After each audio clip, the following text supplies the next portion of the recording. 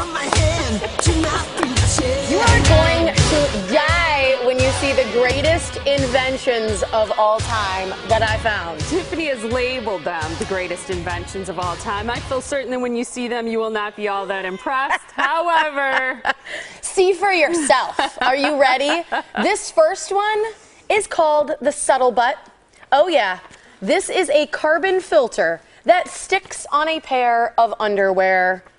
And what does it do? Filter your toots. What do you mean filter? Oh, take out the smell. Yes. Because that's what carbon does. Oh, okay. Carbon takes out the smell. They're Nice. antimicrobial. Somebody actually posted this on my Facebook page, and I thought it was so Of course funny. someone posted that on your face. One of my high school friends. That's totally something that someone you know would post on your I Facebook. know. Right? I Yes. mean, am I right or am I right? It totally All right. is. So if you have trouble with toots, that's a good option for you. Have you tried this invention? No, not yet. But I want to order them just for fun. A bunch of gag gifts. Yeah. Okay. They also make something semi-useful. I think this is actually very useful, truthfully, because I have a lot of shirts. The other day I put on like a workout jacket that has no pockets. Yeah, I was thinking, hate like, that. Yeah, you and can't you know, go the anywhere. worst thing without pockets is a robe. Like a bathrobe. Yeah. You know, every bathrobe's got to have pockets. I just got Right? this fantastic image of you walking around in this huge furry bathrobe. Thank you. That's sexy. Me in a That is bathrobe. awesome. Okay, so this invention, number 2 best invention ever, is called the Poxy. Check it out. It's just a sticker. So I don't know how good it is because I haven't tried it. I don't know if it's strong enough. If you really want to put your credit card and your license in there and then you lose it a couple hours later, but who knows? But I thought it looked like a really great invention. They also showed it on the inside of a boot. That would be good. Which I thought was very smart. Yeah, you could just stick your stuff right in your boot. My tote bag that I bring every day to and from work has no pocket in it. I mean, There you you got to go. put, you know, whether it's credit cards or your cell phone or something like that, you need a pocket in You need everything. epoxy. It's called epoxy. I buy purses based on how many pockets they have. I do too. You do? Compartments, because I compartmentalize everything in my life. Yes, I and know. if I can compartmentalize inside a purse, makes me so happy. Yeah. I feel like we should have a psychologist I think here I now. just told too much about myself. Anyway, if you like those, you can find them on solutionsthatstick.com. That's the website. So. Okay. Switching gears a little bit, because in the summer, a lot of parents will consider tutoring to prevent brain drain. If they've got tutors, they should get the Subtle Butt. Just kidding. Just let that one hang out there for a second.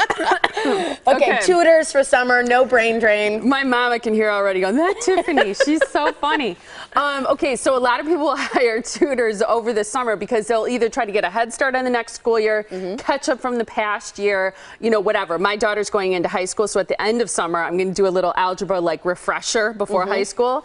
But 13 things your kid's tutor will never tell you. I'm just going to do a few of them. But we had a tutor on our show yesterday, Judy, a friend of mine. So I'm really interested to know, Judy, what you think of these. Okay, so Reader's Digest did this survey of thousands of tutors. And first of all, the question is always, is a tutor worth the money? The number one thing they say is the goal of tutoring should be to get your child out of tutoring. If the tutor's reference list says, I've been tutoring this student for years, not a good sign.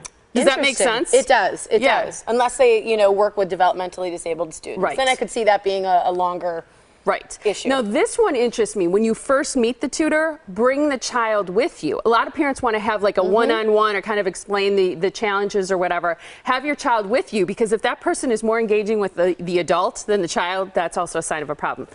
Don't hire a tutor at your child's school. I thought this was interesting because you'd think, well, they'd be familiar with the curriculum or whatever, because the first thing they'll do, and I know this because my mom was a teacher, they'll go to that child's teacher and they'll say, give me the scoop on this kid. So you don't start, you don't start with a fresh slate.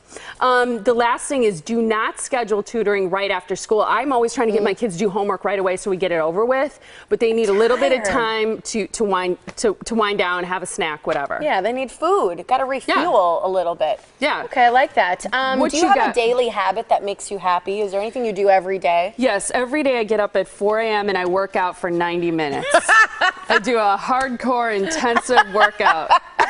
Can you tell? She's a personal trainer in the mornings if you would like to jump on. That actually would be my dream goal or In the daily mornings? habit is to every morning when I get out of bed at 4 a.m., which I don't get out of bed then do that. Yeah, no. I do drink tea every morning. Well, that is one thing. Okay, so this is the 4 habits of happy women, and they lay them out throughout the day. At 9 a.m., they say do something green in terms of drinking green tea. Oh, cool. They It could say be if you- iced tea, too, just so everybody knows. Yeah. So they say if you drink 4 or more cups of green tea, you're 44% less likely to be depressed. Whoa. True, according to a study in Australia. Green tea. Powerful. 4 p.m., take a power walk. Why afternoon for the walk? Probably because we get tired in the afternoon. Oh, The only thing they say is exercise releases endorphins, which are potent mood boosters. And around 4 o'clock, we tend to get a little sleepy. So it's good. However, they do say that if you take that walk at 4 o'clock, you're going to boost your mood for 12 hours. And doing the math, that's like 4 a.m. So Yeah. I don't know if Go you a want to little boost earlier it if for you 12 can. hours. Yeah. Okay, so 4 p.m. All right, 7 p.m., they say pump your iron at dinner. And they don't mean work out. Oh, they say it's the best time to take your iron supplement. A lot of women are low on iron. If you haven't had your iron checked, you should.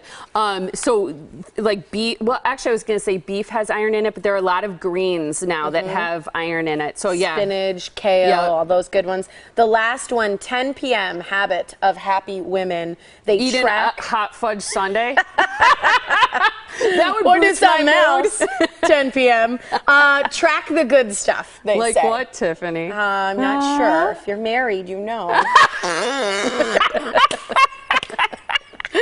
No, they say track the good stuff. Stay with us today. It's going to get better. Okay. No, it won't.